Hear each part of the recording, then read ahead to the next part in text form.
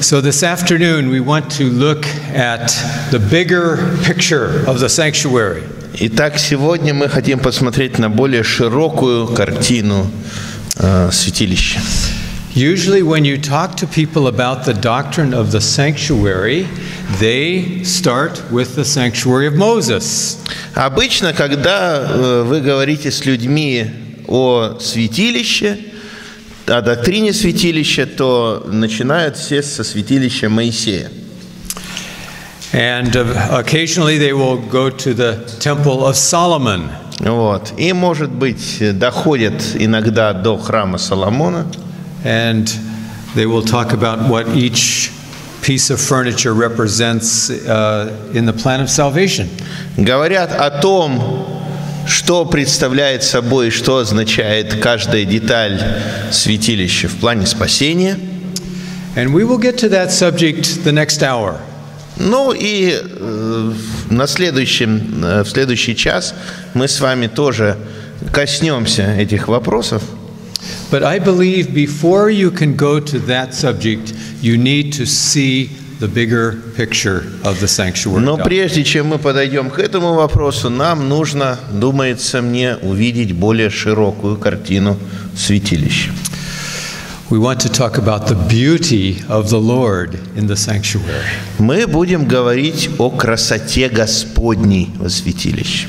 Was the sanctuary that Moses built, was it beautiful? Было ли святилище, которое построил Моисей, красивым? For a tent, I mean, it was a portable tent, but it was beautiful. Да, это, конечно, была скиния, переносная, но она была очень красивая. Just as a little sample of how beautiful it was. И просто как небольшой пример красоты этой скинии. Do you recall how much gold was used in the building of the portable tent in the desert? Можете ли вы вспомнить, сколько золота пошло на сооружение скинии? Over a ton of gold. Больше тонны золота. That's Exodus 38. You can read that in Exodus 38. 38 глава книги Исход, там можно об этом прочитать. How about silver? How much silver did А they серебро, как насчет серебра, сколько его понадобилось? About 7 tons. Yeah. I figured 100 talents and 1,775 shekels. That's about at least 4 tons and maybe more. Да, я насчитал, что как минимум 4 тонны, а может быть и больше. Now let's really expand our minds about how beautiful God's sanctuary was by going to Solomon's temple. Вот. Но давайте мы расширим наше представление о красоте святилища и перенесемся в храм Соломона. 1 Chronicles chapter 22. 1 Паралипоменон, глава 22. Verse 14. 14 стих. How much gold for Solomon's temple? Сколько золота на храм Соломона потратили? 100,000 talents of gold. 100 000 талантов золота. That is 3,500 tons of gold. Это 3,500 tons. 3500 тонн на минутку золота. It boggles the mind to think of that much gold. Или 3,5 миллиона килограммов. And for silver, a million talents of silver. 1 million talents. The Hebrew Bible says talent. A word is the word talent. 1 million. 1 million. Миллион талантов серебра, коллеги. You don't believe it. It's there in the Bible. Вот этот человек не может даже поверить, что в Библии такое написано. 35,000 tons of silver. 35 000 тонн серебра. No wonder Ellen White wrote that the Temple of Solomon was the most beautiful building that was ever built by human beings. Поэтому вас не должно удивлять то, что пишет Елена Уайт, что храм Соломонов был самым великолепным зданием, которое только было построено людьми когда-либо. And we're not even talking about the other artworks that were there in Solomon's temple. Мы не говорим уже о прочих украшениях и произведениях искусства, которые там, в этом храме Соломона, находились. Visual art. Вот, изобразительное искусство. Art in the round with the cherubim that were carved in the round. Вот, херувимы, которые там были вырезаны. Auditory art, listening to the beautiful music. И звучание, да, искусство, музыка прекрасная, которая там звучала и которую можно было услышать. Can you imagine having a choir of 288 singers that are singing every Можете себе Sabbath morning? вообразить, каково это было слушать хор из 288 певцов, которые каждую субботу там пели. And then there was the beauty of the smell. И также там была красота запаха. The special mixture of holy incense fragrance. Особая смесь ароматов, да, которыми там кадили. And it's listed, the formula is listed in Exodus chapter 30. И в книге «Исход», 30 главе, приводится там рецепт этой смеси. With all these exotic spices. Со всеми этими экзотическими компонентами и ингредиентами. If he's got it working, I will get it. Нет.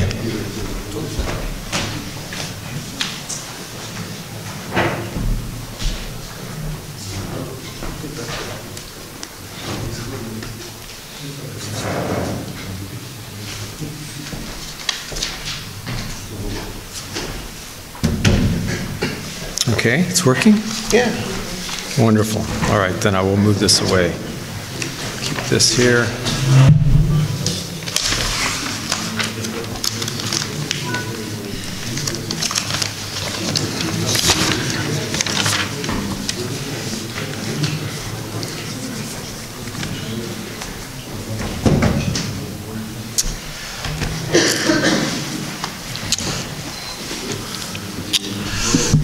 So we were talking about the incense, the mixture for the holy incense of the perfume in the sanctuary. Да, и мы говорили сейчас о вот этой вот смеси особой, которая воскурялась во святилище и могла быть обоняема всеми. I'm actually teaching the course this last semester in the book of Exodus. Вот, я в прошлом семестре преподавал книгу «Исход».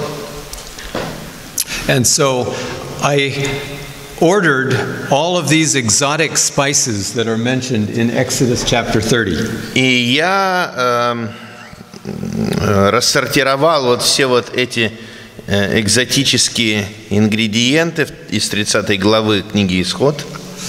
And I passed them around in class so that we could have a smell, собрал, of the beautiful принес smell of the в sanctuary. класс и раздал, чтобы можно было понюхать каждому, как они пахнут. The room was filled with this amazing fragrance. И комната наполнилась просто этими потрясающими ароматами.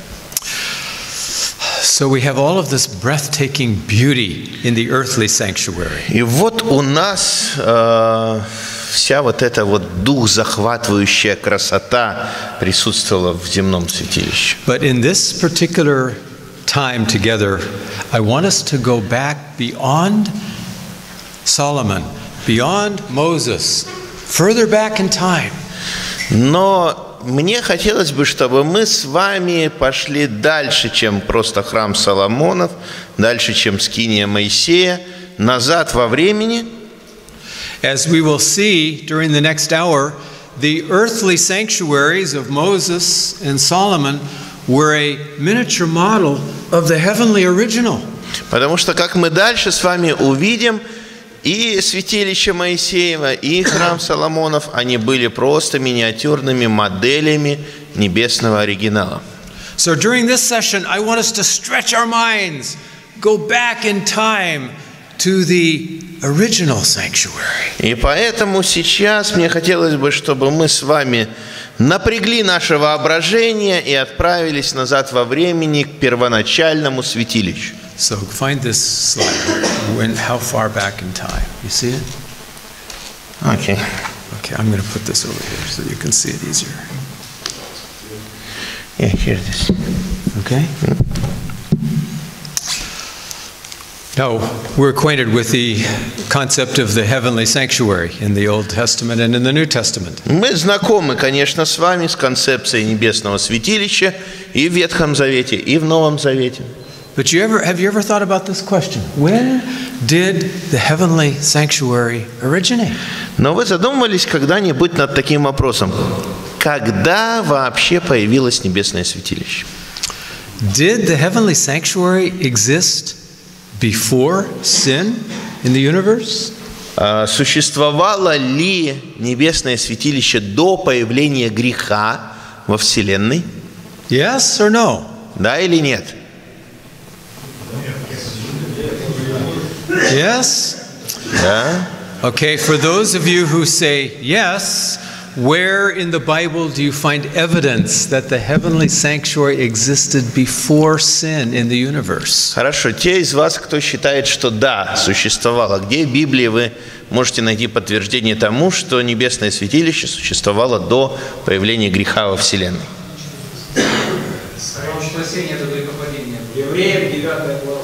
Hebrews 9.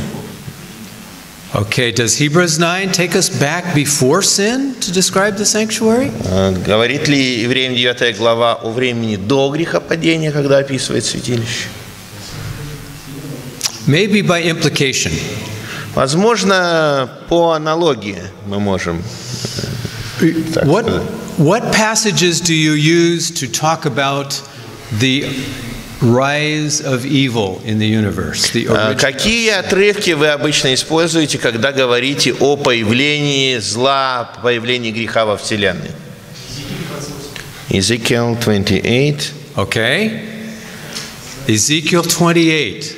Совершенно верно. Молодцы. So let's go to Ezekiel 28. Давайте обратимся к Иезекиилю, 28 глава. We usually go to this passage when we want to describe Lucifer and his fall into sin. Мы обычно обращаемся к этому отрывку, когда говорим о Люцифере, его грехопадении. But notice that this passage also gives us a very clear picture of the heavenly sanctuary before sin. Но обратите внимание, что этот же отрывок представляет нам очень ясную картину небесного святилища до появления греха. Now, first of all, is everyone here comfortable? Do you all agree that Ezekiel 28 talks about Lucifer, about the fall of Lucifer? Так, во-первых, давайте проясним. Все ли присутствующие здесь согласны, что в 28 главе Иезекииля говорится о Люцифере? Some people question that. Потому что некоторые бывают не согласны. Some people think it's only talking about the earthly king of Tyre. Они думают, что там о царе Тирском говорится. And not about Lucifer. А не о Люцифере. How can we know that it's for sure not just the king of Tyre? Откуда мы знаем, что это не только о царе Тирском? Well, first the context. Контекст прежде всего. You read verses 1 to 10. Когда мы читаем стихи с 1 по 10, and God is addressing, it says, the prince of Tyre, verse 2, the prince of Tyre. И второй стих говорит, что здесь Господь обращается к князю Тирскому буквально. We have the word ruler here. Ruler, okay. Yeah. It's the word in Hebrew nagid. В еврейском это слово наги.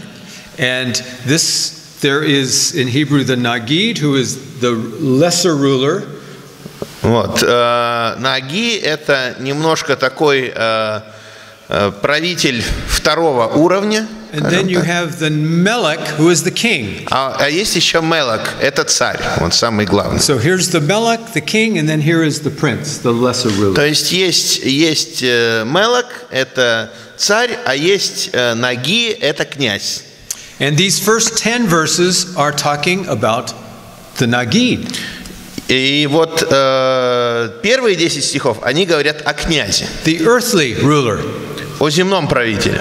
But starting in verse 11, Но начиная с 11 стиха, God says to Ezekiel, give a lament for the king of Tyre, the Melech. Господь говорит Иезекиилю: оплачь царя Тирского. And suddenly we're no longer on earth. И вот неожиданно мы уже не на земле с вами, In the verses that follow, we are in the heavenly realm. а в последующих стихах мы находимся уже в небесных сферах. Look at verse 14. И посмотрите на 14 стих. You were the anointed cherub who covers. Ты был помазан в херувимы хранители. You were on the holy mountain of God. Ты обитал на святой горе Божьей. You walked back and forth in the midst of the fiery stones. Ты ходил среди огненных камней. You were perfect in your ways from the day you were created. Ты был непорочен в поступках своих со дня своего сотворения. Is this language that can fit an earthly scene? Может ли этот язык быть применен к земному царю? The anointing cherub that covers. What does that imply? Where are Помазанный we херувим, который осеняет. If we have a covering cherub, where is that implying that we are observing? То есть где мы находимся вообще? Если вы читаете о херувиме, который что-то покрывает, то где это происходит? Holy of Holies. The Holy of Holies, that's right. Да, в святом святых, совершенно верно. And is this before sin or after sin? И это до грехопадения или после грехопадения? Before, yes. And this angel is on the holy mountain of God. И этот ангел, он на святой горе Божьей находится. Now in verse 13 it says you were in Eden, the garden of God. И написано, что ты был в Эдеме, в саду Божьем.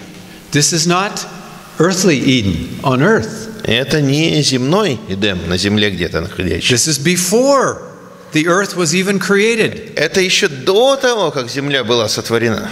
So there is a heavenly Eden that was the garden surrounding the heavenly sanctuary. То есть небесный Эдем, сад, который окружает небесное святилище. And this being, this cherub, had all the precious stones for his covering.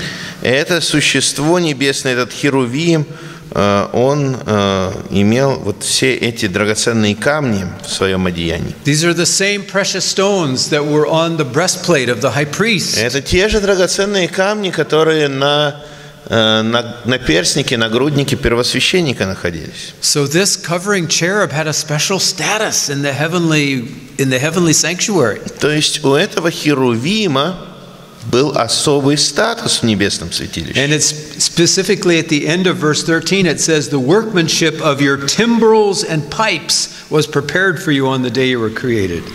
И в конце 13 стиха написано: «Все в искусно выделанных золотых оправах приготовлено было для тебя в день сотворения твоего». That implies some kind of musical ability.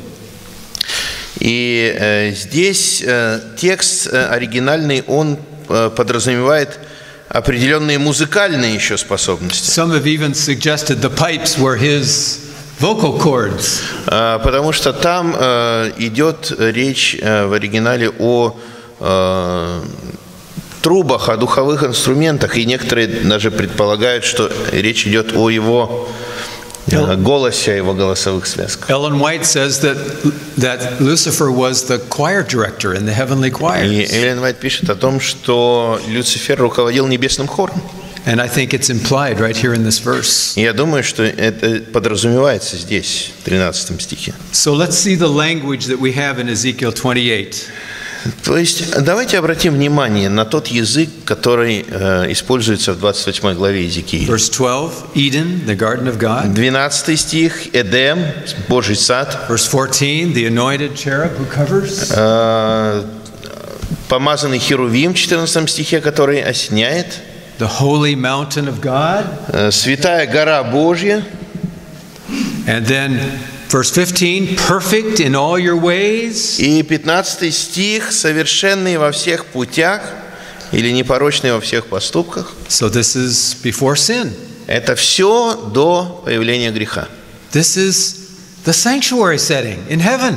Это святилище на небесах. Except instead of gold angels, it's real angels. Только вместо золотых херувимов там настоящий херувим. And the earthly cherubim are a representation of the reality in heaven. И вот этот вот земной херувим, соответственно, это лишь отображение небесной реальности. So I think here we have some really clear evidence of a heavenly sanctuary in existence before sin. Здесь, мне кажется, у нас есть очень ясное свидетельство существования небесного святилища до грехопадения. Now, while we are here in this chapter, let me point out a couple more interesting terminology that may not appear in your modern English or modern Russian translation. И пока мы не закончили с этой главой, позвольте мне отметить еще некоторые интересные моменты, которые вряд ли отражены в вашем современном русском переводе. Notice verse 15. Внимание на стих 15. You were perfect in the ways you were created till iniquity was found in you. Ты был непорочен в поступках своих со дня своего сотворения, пока не открылось в тебе зло. And how's that? What does that mean in Russian? Evil. Evil. Okay. The word is avala. Вот. Слово, которое используется здесь, это авала. And if you look up in the Hebrew lexicon for this word, its main meaning is a special kind of evil, injustice. Вот. И если вы в русско-еврейский словарь, еврейско-русский посмотрите на значение этого слова, то это определенный вид зла, это беззаконие. Now remember how Ellen White describes in Great Controversy and in early writings how Lucifer became jealous of Christ? Беззаконие или несправедливость. Помните, как Эллен Уайт описывает в великой борьбе то, как Люцифер позавидовал Христу. And he felt that it was unfair that God would consult with Christ but not consult with him about the creation of this world that they were planning. И он считал это несправедливым, что Бог советуется со Христом и не советуется с ним в отношении сотворения мира. And so Lucifer started crying out, unfair, unjust. И Люцифер начал возмущаться и говорить везде: это нечестно, это несправедливо. Now, until a few years ago, I thought that the only place I could find that was in Ellen White's writings.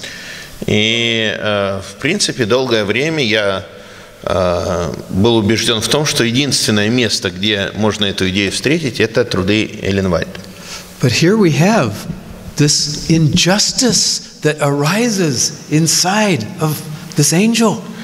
Но здесь, оказывается, мы встречаем тоже вот упоминание этой несправедливости, которая возникает у этого ангела. And so what does Lucifer start doing when he feels like he has been treated unfairly? И что начинает делать Люцифер, когда он считает, что с ним обходятся несправедливо? Do you remember how Ellen White describes that he goes from one angel to another? Помните, как Эллен Уайт описывает, что он идет к одному ангелу, к другому? spreading lies and slander against God's character. И начинает клеветать на Бога и на Божий характер.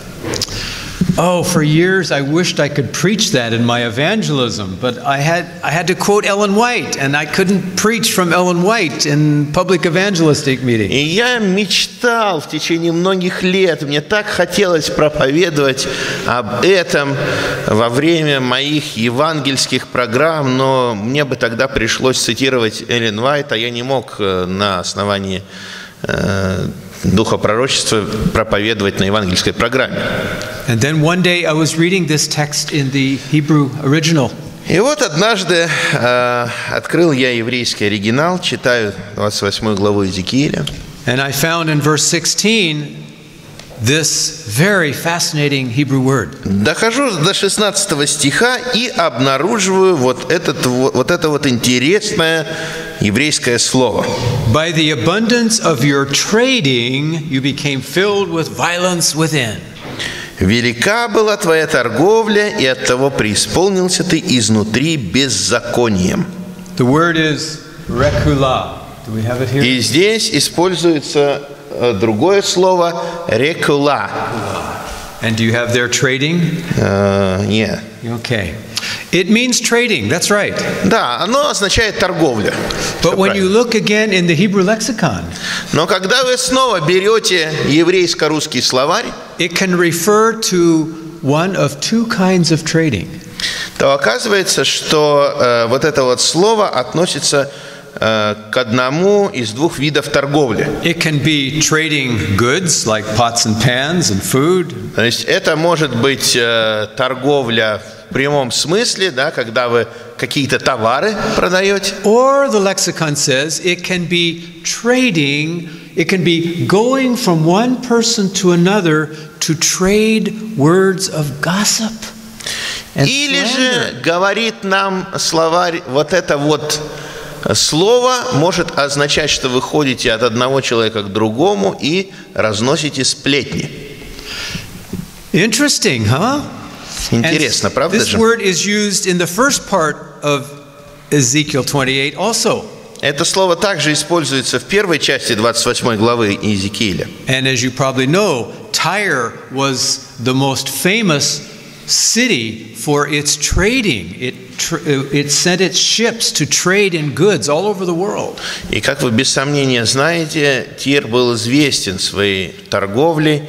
Корабли тирские, они возили товары по всему миру.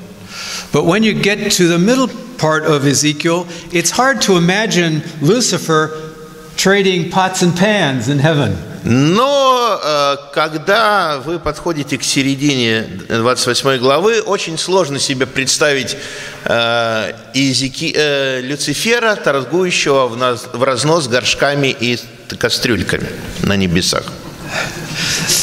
So, what kind of trading is he doing? Какой же торговлей он занимается? He's doing the second kind.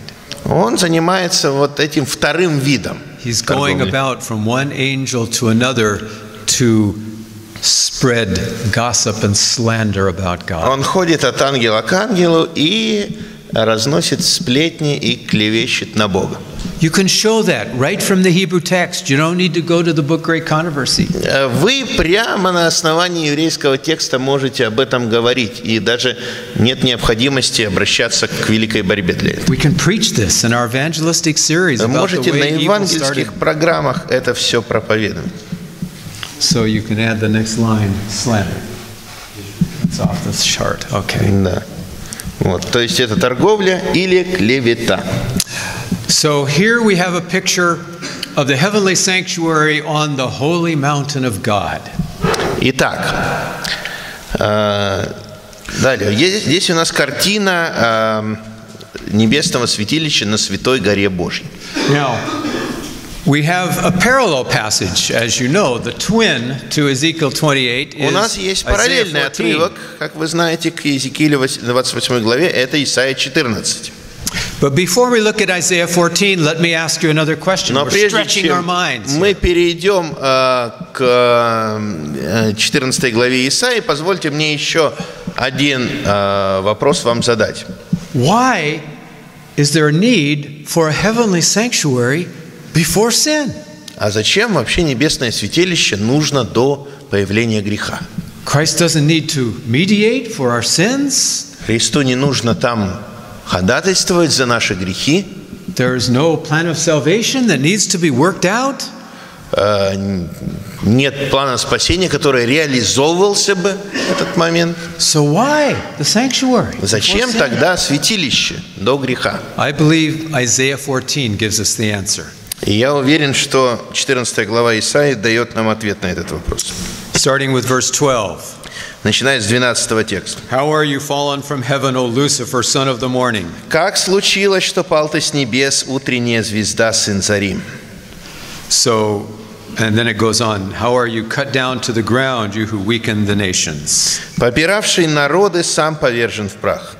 So here we find the name Lucifer, verse 12. Здесь мы впервые встречаемся с именем Люцифер.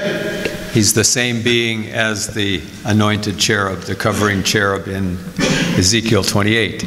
Или сын зари, это тоже та же личность, что и помазанный херувим. What does Ezekiel want to do?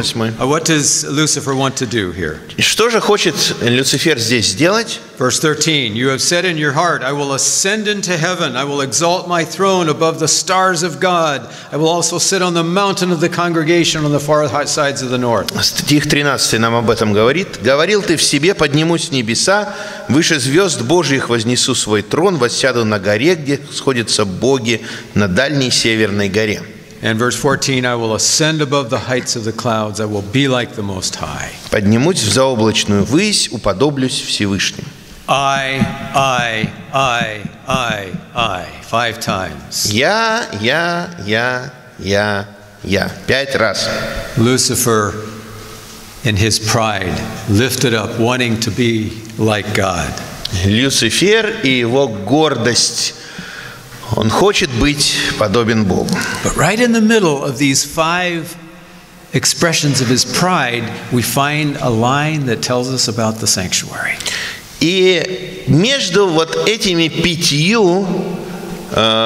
выражениями гордости Люцифера есть строка, которая говорит о небесном святилище. Instead of saying on the holy mountain of God, like it says in Ezekiel 28, здесь не говорится, как в Иезекииле 28, святая гора Божья. Here in verse 13, he says, I will sit on the mount of the congregation or the assembly. Здесь в 13 стихе говорится, я сяду на горе собрания. Does it mean that in Russian? Yeah, kind of. What is it? What is it? Especially this. It says, I will sit on the mountain where gods meet, but gods are just added. Added, yes. Okay. The word is here is moed in Hebrew. Вот, еврейское слово, которое используется здесь, это слово моед. And it means the place or the time of assembly or gathering together. Это место собрания. The word gods is not in the Hebrew text. It's not just for the gods. Вот, там не упоминаются боги никакие в еврейском тексте. It's the place for the assembly of God's creatures. Это место собрания Божьих творений. It's the place for worship. Это место поклонения. Lucifer is wanting, of course, to have the highest place there, the place as with God there in that place of worship. И, конечно, Люцифер хочет иметь самое высокое, самое почетное место там, место, которое Богу принадлежит. But this verse gives us a hint into the purpose for this heavenly sanctuary. Но этот текст дает нам намек о цели небесного святилища. And so we have the mount of the assembly implying a worship function for the heavenly sanctuary. Гора собрания, которая указывает нам на функцию небесного святилища. The way I summarize this original function is this way. Я мог бы суммировать вот эту вот первоначальную, изначальную функцию святилища следующим образом. You're all acquainted with the word soteriology. Вы все слышали слово сотериология. The plan of salvation. The study План of salvation. спасения, наука, изучающая спасение, учение о спасении. But what I want to argue is that in this doctrine of the sanctuary there is something that comes before soteriology. Но я хотел бы сказать о том, что здесь в учении о святилище есть нечто, что предшествует сотериологии. Before soteriology comes doxology. До сотериологии появляется доксология. You have doxology in Russian? Is that a good Russian word? Doxology? Good Russian word. Praise. Да, доксология. Вот, красивое русское слово. Прославление. So the sanctuary, before it existed to solve the sin problem, was a place where the universe gathered to praise God. Поэтому святилище до появления греха существовало и действовало как место, где Вселенная собиралась для того, чтобы воздавать славу Богу. And so we have, as we move through the scriptures, let's see, there's one other text before we go to the next slide. Так, One еще more один question. стих. I need to push us back as far as we can get pushed. Так, хочу вас к истокам привести настолько близко, насколько возможно. How long has the heavenly sanctuary been in existence? Can we know how long? Как долго существовало вообще небесное святилище? These texts have pushed us before sin, but how long before sin? Эти тексты говорят нам о том, что оно было до греха, но как долго до греха оно существовало? There's one text that we rarely use, and I'm not sure how it reads in Russian. We'll see how it happens. Есть один текст, который мы редко используем, не знаю, как он по-русски звучит. We can Сейчас always fall back on the Hebrew. послушаем, но в любом случае всегда мы можем Jeremiah chapter 17 к еврейскому оригиналу обратиться. Иеремия, 17 глава, and verse 12 стих. Иеремия 17:12. Now, in English it reads this way. Let's see how it reads in Russian. Вот по-английски сейчас услышим, как звучит, посмотрим, The как glorious high throne from the beginning is the place of our sanctuary. Престол славы, вознесенный от начала, святилище наше. Does it say that? Yes. Okay. All right, good. So, this glorious high throne, that cannot be talking about the earthly sanctuary. Вознесенный престол славы. Тут не идет речь о небесном каком-то. The earthly Solomon's temple and Moses' sanctuary did not have a glorious high throne. Вот, потому что во святилище Моисея в Скинии и в храме Соломона там не было вознесенного престола славы. Do you remember Isaiah chapter 6? Помните Исайя 6 глава? Isaiah looks and sees a throne high and lifted up. Исайя видит в своем видении престол высокий и превознесенный. And he looks and he sees the heavenly sanctuary. Он видит небесное святилище. And he hears the angels singing, holy, holy, holy. Он слышит, как ангелы поют свят, свят, свят. And the very walls of the sanctuary, the pillars are shaking with the power of the singing. Так что стены и колонны этого святилища сотрясаются от этого пения. And the angels are called seraphim. И ангелы названы серафимами. Seraph means burning. Сераф по-еврейски означает горящий, пылающий. The seraphim are the burning ones. Серафимы – это те, кто горят. They're not a separate order of angels. Это не какой-то отдельный вид ангелов. It's describing Lucifer and the one who took the place of Lucifer, the cherubim. Это просто описательный термин, который описывает Люцифера, того, кто занял его место впоследствии. But they have another name. Вот, просто другое название. Because of how they look. Из-за того, как они выглядят. The ones that are closest to God's throne are so filled with His glory that they look like they're on fire. Те, кто ближе всего к престолу Божию, они настолько наполнены Его славой, что выглядит так, как будто они пылают. It's not their own glory, but the glory that's being reflected from God. Это не их собственная слава, это слава, которую они отражают, божественная слава. So that's what Jeremiah is talking about, this high and lifted throne. И вот о чем здесь говорит Иеремия. Престол славы вознесенный. And when did he say it started? И когда он говорит, он был вознесен? From the beginning. От начала. Me Rishon in Hebrew. Me Rishon. From the very beginning, when creation began, there was a heavenly sanctuary. До того, как творение совершилось, было небесное святилище. As soon as God created the universe and the creatures in the universe, He created a sanctuary for them to come and worship Him. Когда Бог сотворил эту вселенную, сотворил в ней живых существа, было сотворено святилище, куда могли эти существа приходить и славить Бога. God comes down into space and time to be with His creatures. И Бог нисходит во времени и в пространстве для того, чтобы быть вместе со своим творением. Do you remember Exodus chapter 25 and verse 9? Помните Исход 25:8? 8 and 9, verses 8 and 9. И 9 стих также. And let them make me a sanctuary. Устроят они мне святилище. Why? Зачем? So that I may dwell among them. Я буду обитать среди них. What was true of the earthly sanctuary was even more true of the heavenly sanctuary. И то, что было истинным для земного святилища, было тем более истинным для небесного.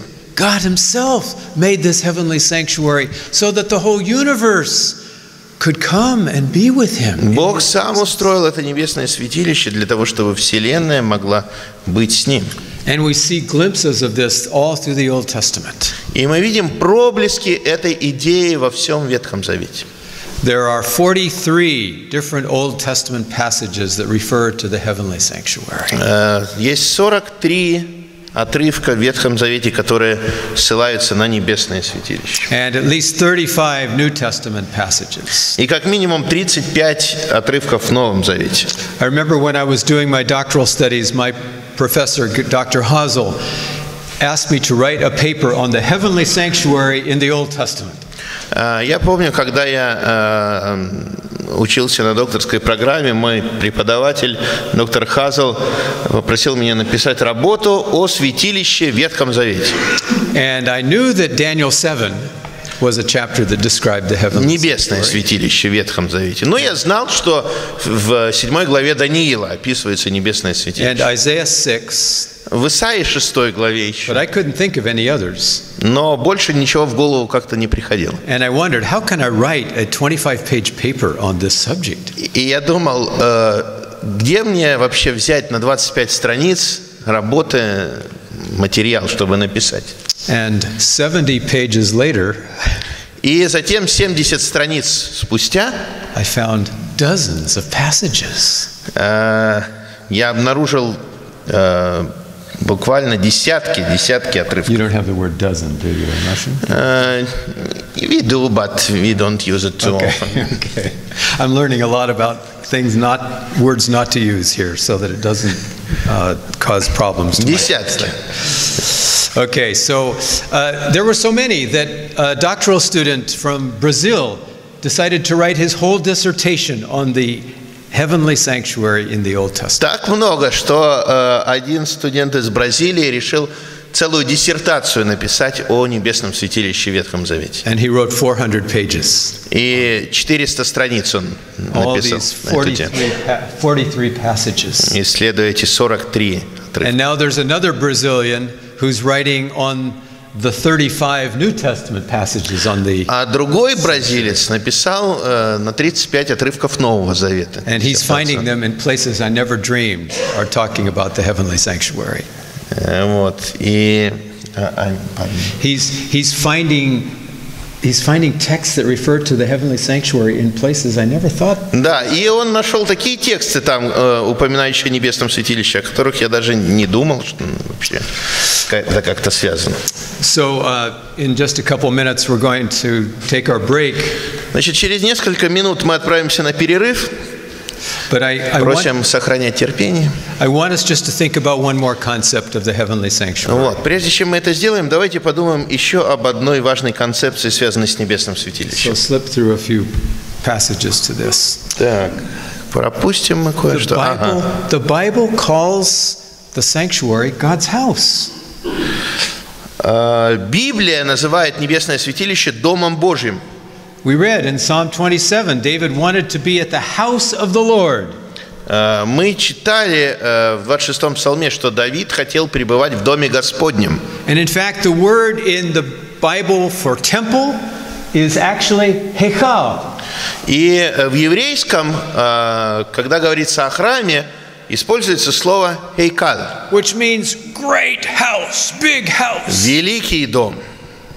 So God's heavenly sanctuary is really His home. It's where He lives. И небесное святилище – это на самом деле дом Божий. Это место, где Он обитает, где Он живет. And I mentioned this morning about this interior decorator that looked at the heavenly sanctuary and looked at the different articles of furniture that are described and saw God's character in that. И я упоминал сегодня вам нашу сестру, дизайнера интерьеров, которая через вот исследование того, как было оформлено святилище, она могла узнавать Бога.